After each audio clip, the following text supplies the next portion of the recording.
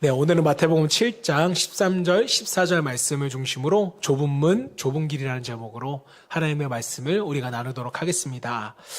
지난 주일에는요, 우리가 살아가는 인생이 무엇에 의하여 좌우되는가라는 질문으로 우리가 말씀을 나눴습니다. 그 중에 대답 중에 하나가 많은 젊은이들이 우리의 인생은 운명으로 결정되어진다라고 대답을 했다고 우리가 나누었죠. 자, 많은 사람들이 자기 삶이 힘들고 또 불행하다고 느껴질 때면 제일 먼저 자신의 운명을 탓하게 됩니다. 내 팔자가 좀 사나워서 그렇지 라고 한숨을 쉬고, 또 어떤 사람들은요, 내가 좀 더 좋은 부모 밑에서 태어났더라면, 조금 더 나의 환경이 나았더라면 내 인생은 분명 달라졌을 텐데 하며 아쉬워하는 사람들도 많습니다. 자, 그래서 여러분, 운명을 믿는 사람들의 특징이 무엇인 줄 아십니까? 자신이 불행하다고 느끼는 순간 다른 사람을 원망하게 되어 있다는 거예요. 하늘을 탓하고 신을 원망하고 부모를 원망하게 되더라는 것입니다. 자, 그런데 정말 그들의 모든 불행은요, 운명 때문일까요? 또 환경 탓일까요? 그렇지 않다라는 것입니다. 자세히 들여다보면 한 가지 분명한 사실을 우리가 발견할 수 있습니다. 자, 그것은요, 사람의 불행과 성공은 환경 때문이 아니라, 팔자 때문이 아니라 바로 나의 선택, 본인의 선택에 의해서 비롯되더라는 것입니다. 자, 성경을 보세요. 성경은요, 온통 선택에 대한 이야기라는 것을 우리가 느끼게 됩니다. 자, 아담과 하와는요, 하나님 말씀에 불순종하기로 선택했어요. 그것이 운명이었을까요? 아니었습니다. 에덴 동산의 환경이 나빴기 때문에 그들이 범죄할 수밖에 없었던 것일까요? 아니죠. 에덴 동산이야말로 하나님과 교제하기에 최적의 장소였잖아요. 똑같은 부모 밑에서 자랐던 가인과 아벨도 마찬가지입니다. 자, 가인은요, 하나님 앞에서 저주의 삶을 살았고, 아벨은요, 하나님께 드리는 삶을 살았어요. 그 차이는 단 하나, 각자 내린 선택에 의하여서 그들의 삶이 결정되어졌습니다. 자, 사랑하는 여러분, 신앙은 언제나 선택을 수반합니다. 우리가 잘 아는 존 칼빈은요, 기독교 역사상 가장 큰 영향을 끼쳤던 인물 중에 하나입니다. 그는 겨우 27살의 나이에 기독교 강요라는 불후의 명작을 써냈습니다. 그리고 그 책은 후대의 학자들이 민주주의의 정부의 뿌리가 여기서 시작됐다라고 말할 정도로 정말 대단한 책입니다. 하지만 칼빈은요, 돈 한 푼 없이 가난하게 이 땅의 삶을 마감하게 됩니다. 하지만 그의 인생을 실패했다고 말하는 사람이 있을까요? 없어요. 그가 남긴 신앙의 보물 덕분에 오늘날 수많은 사람들이 건강한 신앙생활의 삶을 살아갈 수 있게 되었습니다. 자, 그런데요, 잘 알려지지 않은 이야기 한 가지가 있습니다. 칼빈에게는요, 찰스 칼빈이라는 형이 한 명 있었습니다. 자, 그러나 그 형은요, 방탕하고 또 불량하게 살았고 결국 비참하게 생을 마쳤다고 합니다. 자, 무엇이 두 사람의 삶을 이렇게 갈라놓았을까요? 유전적인 요인이었을까요? 부모님의 영향이나 교육 혹은 환경 때문이었을까요? 아닙니다. 두 사람은 같은 부모 밑에서 태어났고 같은 환경에서 자라났습니다. 또 같은 학교를 나왔어요. 그런데 완전히 다른 삶을 살았다는 것입니다. 한 사람은 지금까지도 수많은 사람들에게 존경을 받는 신앙의 거인이 되었고, 다른 한 사람은 죽음의 골짜기에서 헤매다가 끝내 비참하게 세상을 떠나게 됩니다. 이 차이가 무엇이었을까요? 저는 바로 선택의 차이였다고 믿습니다. 오늘 본문에서도 예수님께서는 산상수훈의 설교를 마무리하시면서 극명하게 대조되는 두 가지의 길에 대해서 우리에게 말씀을 합니다. 좁은 문과 넓은 문, 좁은 길과 넓은 길, 또 좋은 나무와 못된 나무, 좋은 열매와 나쁜 열매, 반석 위에 세운 집과 모래 위에 세운 집, 이것을 우리에게 말씀해 주십니다. 자, 왜 예수님은 마지막 설교에서 이런 비유들을 우리에게 나열해 주신 걸까요? 그분의 의도는 분명합니다. 바로 선택의 중요성을 우리에게 가르쳐 주시기 위함이었습니다.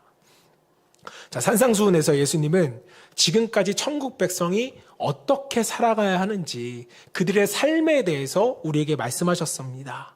또 무엇이 참된 복인지, 어떻게 하는 것이 종교적인 형식이 아니라 하나님의 의를 이뤄가는 길인지를 우리에게 설명하셨어요.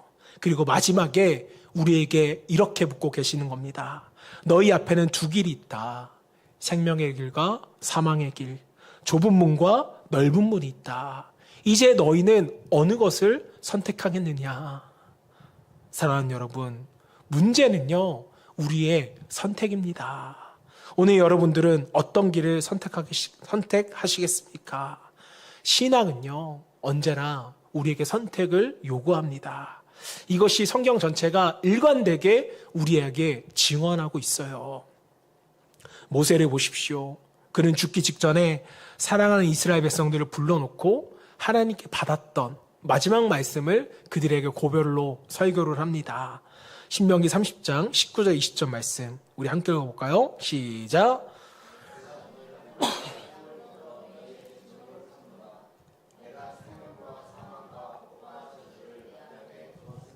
너와 내 자손이 살기 위하여 생명을 택하고 내 하나님 여호와를 사랑하고 그의 말씀을 청종하며 또 그를 의지하라. 그는 내 생명이시요 내 장수이시니. 모세가 죽기 직전에 고별 설교를 하는데 모세가 무엇을 택하라고 말합니까? 너희는 생명을 택하라. 하나님 사랑하기를 택하라고 이스라엘 백성들에게 말합니다. 자, 그리고요, 그 뒤를 이어 이스라엘의 지도자가 된 여호수아도 마찬가지예요. 가나안 땅에 들어간 후에 온 백성을 모아놓고 하나님의 말씀을 선포합니다. 여호수아 24장 15절 말씀 시작. 만일 여호와를 섬기는 것이 너희에게 좋지 않게 보이거든 너희 조상들이 강 저쪽에서 섬기든 신들이든지 또 너희가 거주하는 땅에 있는 아모리 족속의 신들이든지 너희가 섬길 자를 오늘 택하라. 오직 나와 내 집은 여호와를 섬기겠노라 하니. 신앙은요, 선택인데요, 나중에 아니라 언제 택하래요? 오늘 택하래요. 지금 택하는 것이 바로 신앙인 것입니다.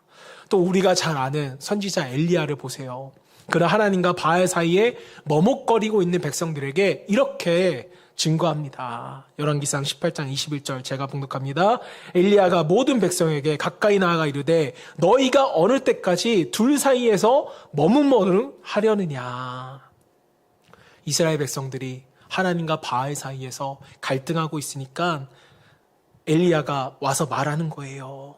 너네 언제까지 머뭇거리고 있을래? 지금 선택해야 돼.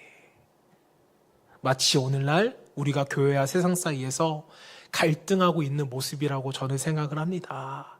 그래서 하나님은 엘리야를 통해 이스라엘 백성들에게 분명하게 말씀하시는 거예요. 너희가 무엇을 선택할 것이냐. 그러나 그때 이스라엘 백성들은 끝내 선택을 하지 못했습니다. 신앙은 끊임없는 선택이고 그 선택에 우리의 뭐가 달려 있어요? 생명이, 우리의 삶이 달려 있습니다. 사랑하는 여러분, 예수님도 같은 맥락으로 오늘 산상수훈에서 우리에게 말씀하시는 거예요. 너희는 선택하라. 바로 이 선택이 우리의 운명을 갈라놓는다고 우리에게 가르치십니다.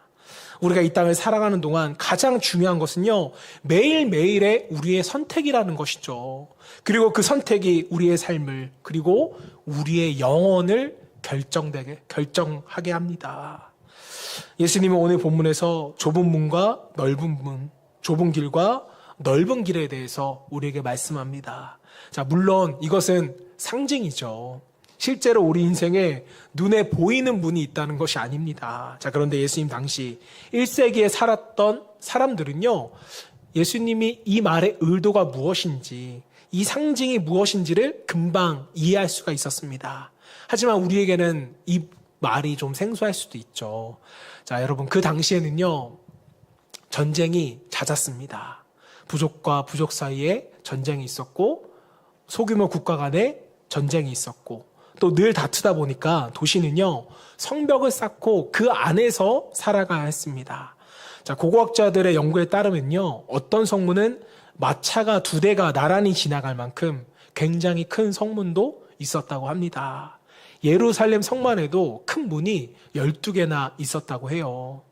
낮에는 장사도 해야 했고 또 농사도 해야만 했으니까 성문을 열어두고 사람들이 자유롭게 드나들었습니다. 하지만 밤이 되면요, 안전을 위해서 그 큰 성문을 다 닫았다는 거예요. 자, 그런데 만약 밤에 꼭 나가야 하는 일이 생기면 어떻게 했을까요? 그 큰 문을 다시 열어줬을까요? 언제 전쟁이 일어날지 모르는 그 시대적 상황 속에서 큰 성문을 열면 많은 사람들이 위험에 노출되기 때문에 큰 성문은 절대 열어주지 않았습니다. 대신 지혜롭게도 큰 성문 옆에 쪽문이 있었다는 거예요. 그 문, 작은 문, 바로 좁은 문을 통해서 사람들이 오고 들어갔다는 것입니다. 자, 예수님은 당시 사람들이 너무나도 잘 알고 있던 이 상황을 비유로 들어 그들에게 가르쳐 주시는 거예요. 그리고 우리에게 분명하게 명령하셨습니다. 너희는 좁은 문으로 들어가라. 사랑하는 여러분, 우리 앞에는 언제나 두 길이 있습니다. 세상에는 수많은 길이 있는 것 같지만 결국 크게 보면 두 가지 길입니다. 하나는 생명의 길, 또 하나는 사망의 길입니다. 세상의 종교들을 한번 보세요. 수많은 종교가 있는 것처럼 보입니다. 불교, 힌두교, 이슬람교, 각종 토속 신앙들, 정말 사람들이 섬기는 신이 얼마나 많은지 모르겠어요. 여러분, 인도 한 나라의 신, 그들이 숨기는 신만 해도 정말 셀 수 없을 정도로 많다고 하잖아요. 자, 그러나 예수님의 눈으로 보면 결국 또 모든 종교는 둘로 나눠지고 있습니다. 인간 중심의 종교냐, 아니면 하나님 중심의 신앙이냐. 이 두 가지로 나눠집니다. 인간 중심의 종교는요, 모든 것이 나로부터 시작해요. 천국도 내 힘으로 갈 수 있다고 생각합니다. 내 노력, 내 선행, 내 능력으로 가려고 해요. 모든 중심에는 늘 내가 있습니다. 자, 우리가 흔히 아는 말, 이런 말이 있죠. 지성이면 감천이다. 많이 들어보셨죠? 내가 노력하고 정성을 다하면 하늘도 감동해서 나를 돕는다. 내 소원을 들어준다는 것입니다. 이것이 바로 인간 중심의 신앙이죠. 여러분, 각 나라의 토속신앙을 연구하는 학자들은 이 특징을, 토속신앙의 특징을 두 가지로 요약했어요. 첫 번째는 뭐냐? 현세적이라는 거예요. 신의 뜻을 따라 내 마음과 삶을 거룩하게 하려는 노력은 전혀 없습니다. 오직 현세적인 복만 요구해요. 건강, 자녀, 재물, 성공, 모두 내 현실의 유익을 위해서만 기도합니다. 자, 그리고 토속적인 신앙의 두 번째 특징은요, 자기중심적이라는 거예요. 신앙의 목적 자체가 나와 내 집, 내 자녀들, 나의 유익을 얻는 데만 있습니다. 자, 그리고 그것을 얻을 수 있는 열쇠가 결국 내 노력 가운데 있다고 믿는다라는 거죠. 결국 기독교를 제외한 이 땅의 모든 종교는요, 다 한 방향으로 귀결이 됩니다. 바로 사람이 중심에 있다라는 거죠. 그러나 여러분, 또 하나의 길이 있습니다. 이 길은 성경이 보여주는 길이에요. 그것은 바로 하나님 중심의 길입니다. 이 길에서는요, 모든 것이 하나님으로부터 시작이 되고요, 모든 것이 하나님에 의해서 좌우가 됩니다. 우리의 힘으로, 인간의 힘이나 노력으로는요, 아무것도 이룰 수가 없다라는 거예요. 구원의 시작도, 구원의 역사도 온전히 하나님이 이루어 가시는 것입니다. 자, 여러분, 우리는 죄인이죠. 부족하고 무력합니다. 아무리 우리가 애를 써도요, 내 마음의 의는 조금도 이룰 수가 없어요. 멸망을 향해 달려가고 있으면서도 그 사실조차 모르고 살아가는 죄인들이 우리 주변에는 너무나도 많습니다. 자, 그런데 어느 날 놀라운 일이 일어나게 된 거예요. 창조주 하나님, 말씀으로 이 세상을 지은 하나님이 우리에게 찾아오신 겁니다. 우리가 찾아갔나요? 아니에요. 하나님이 먼저 찾아와 주셨습니다. 그리고 말씀하세요. 내가 바로 너를 지은 창조주다. 내가 너의 아버지다. 너는 나를 닮아 지음받은 내가 사랑하는 자녀다. 그리고 이 말씀으로 그치지 아니하시고 우리를 구원하시기 위해서 몸소 이 땅에 오셔서 십자가를 지셨습니다. 그 위에서 죽으시면서 이렇게 외치시는 거예요. 다 이루었다. 무엇을 이루셨습니까? 그분이 이루신 건 우리의 구원이셨습니다. 우리의 죄값을 다 치러주셨어요. 우리의 어떤 노력으로도 씻을 수 없던 그 죄를 그 보배로운 피로 완전히 씻어주신 것입니다. 그리고 선포하세요. 너희는 의롭다. 그분이 우리에게 요구하신 것은 단 하나밖에 없었습니다. 그것은 바로 믿음이었습니다. 하나님이 세상을 창조하셨고 선한 목적을 가지고 우리를 이 땅에 보내셨다는 것을 너희가 믿으라는 거예요. 마치 우리는 집을 떠난 탕자처럼 방황하며 이 땅을 살아갔지만 하나님은 우리를 방황케 하는 그 모든 죄의 문제를 해결하시기 위하여 이 땅에 오셨습니다. 그분이 십자가에서 흘리신 그 보혈을 우리가 진실로 믿게 될 때 비로소 우리는 우리의 실체를 깨닫게 됩니다. 내가 죄인이고 내가 연약한 존재이구나. 이걸 믿음으로 받아들이게 되는 거예요. 그리고 하나님이 나를 대신하여서 십자가를 지신 만큼 나를 사랑하신다는 것을 그제서야 비로소 믿게 되고 그 순간 구원을 얻게 되는 놀라운 역사가 일어나게 되는 것입니다. 여러분, 제가 왜 여러분이 다 알고 계시는 이 구원의 과정, 구원의 길에 대해서 여러분들에게 설명을 했을까요? 기독교는 타 종교와 다르게 하나님에 의해서 시작이 되고 진행되며 완성되는 놀라운 종교라는 것을 여러분에게 강조하기 위함입니다.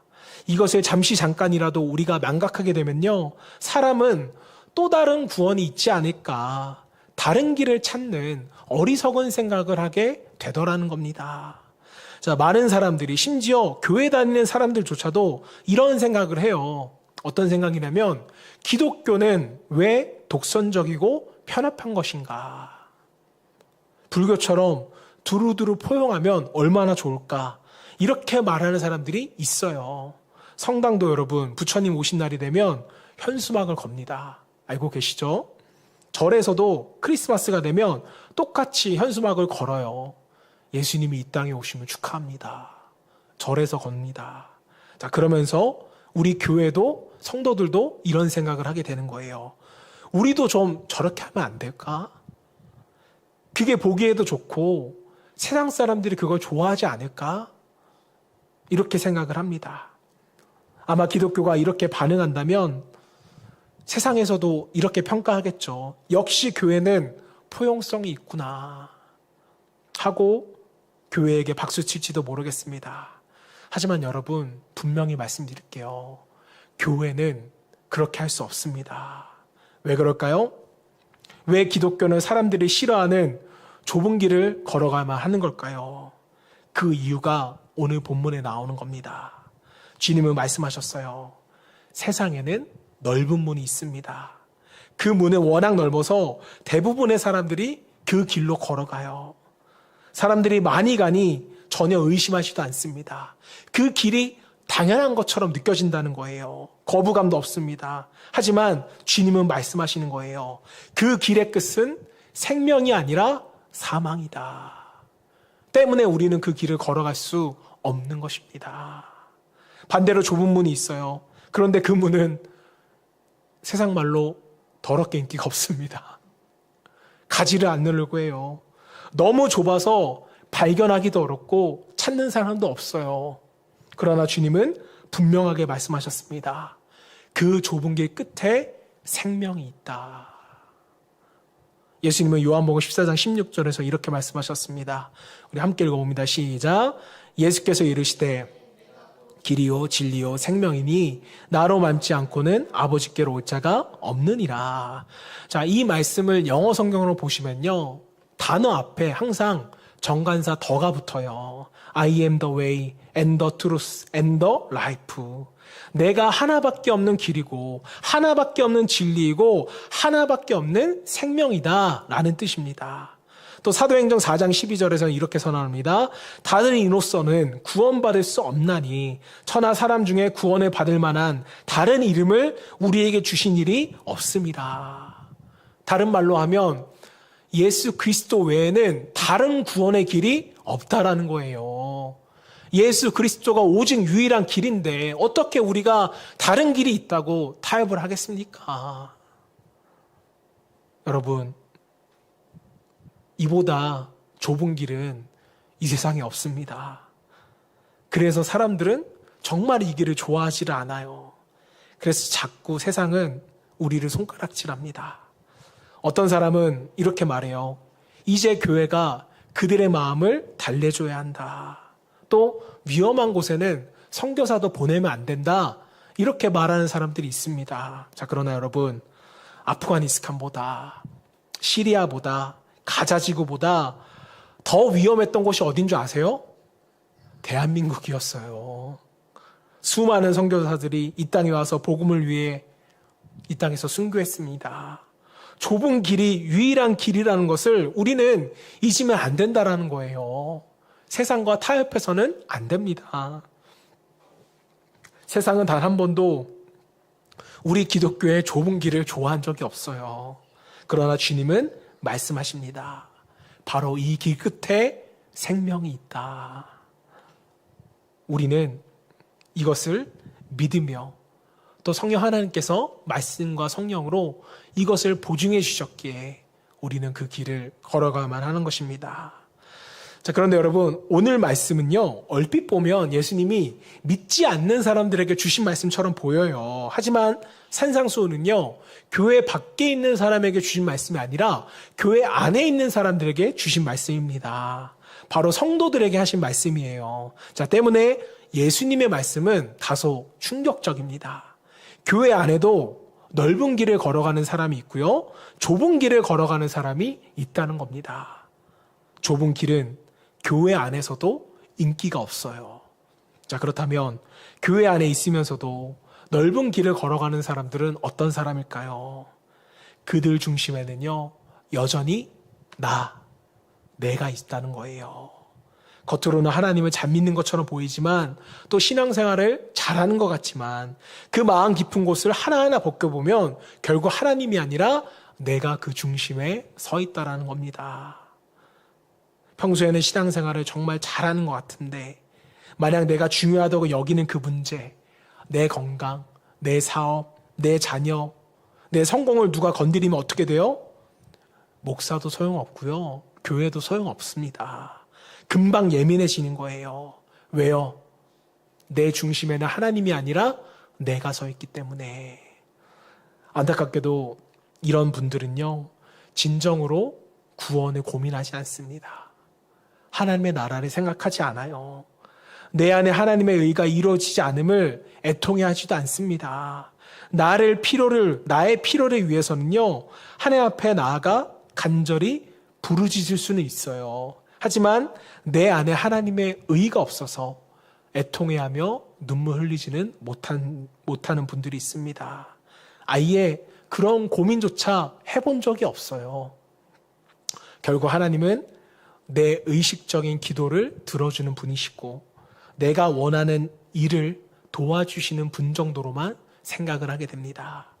그 외에 하나님이 나의 삶에 간섭하는 것은요, 원치 않아요.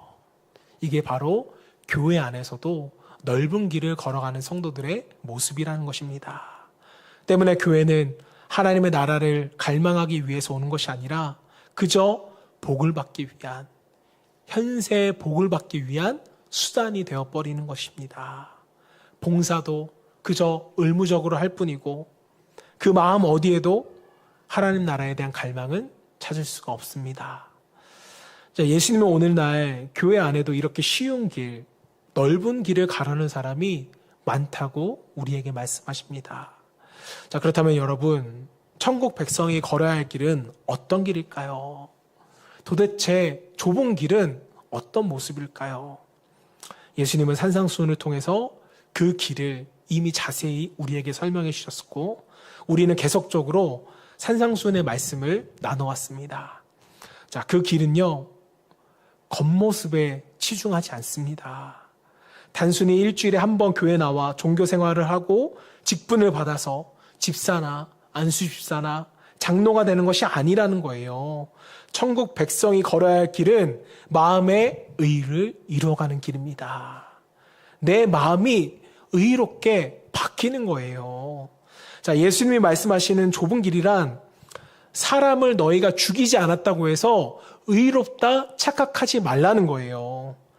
내 안에 있는 분노와 멸시와 시기가 있다면 이것을 없애기 위해서 몸부림칠 수 있는 그 간구가, 그 소망이 우리 가운데 있어야 한다는 겁니다. 이게 좁은 길을 걸어가는 사람들의 모습이라는 거죠. 교회를 나온다고 해서, 봉사를 한다고 해서, 헌금을 한다고 해서 우리의 의가 이루어지는 것은 결코 아닙니다.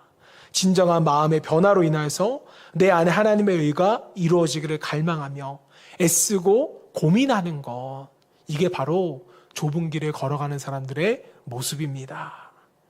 말씀을 들은 뒤에는 정말 내가 더 좋은 남편, 더 좋은 아내, 더 좋은 부모, 더 좋은 자녀가 되기 위해서 몸부림을 쳐야죠. 듣기만 한다면 들음으로 한 귀로 들어왔다가 한 귀로 나갈 수밖에 없습니다. 한 귀로 들어왔다면 여러분, 내 마음으로 내 손과 발로 전달이 되도록 여러분들이 몸부림을 치셔야죠. 그리고 이렇게 애쓰다 보면 결국 우리는 깨닫게 됩니다. 이 모든 일은 내 힘으로는 이룰 수가 없구나. 그래서 그런 분들은 어떤 줄 아세요? 마음이 늘 가난한 거예요. 남을 욕하고 비판할 여유가 없게 됩니다. 나 자신을 돌아보기도 벅차요. 그래서 하나님 앞에 늘 엎드려서 이렇게 기도하게 되는 거예요. 하나님, 나를 불쌍히 여겨주세요. 내가 죄인입니다. 내 안에 하나님의 의를 좀 이루어주세요.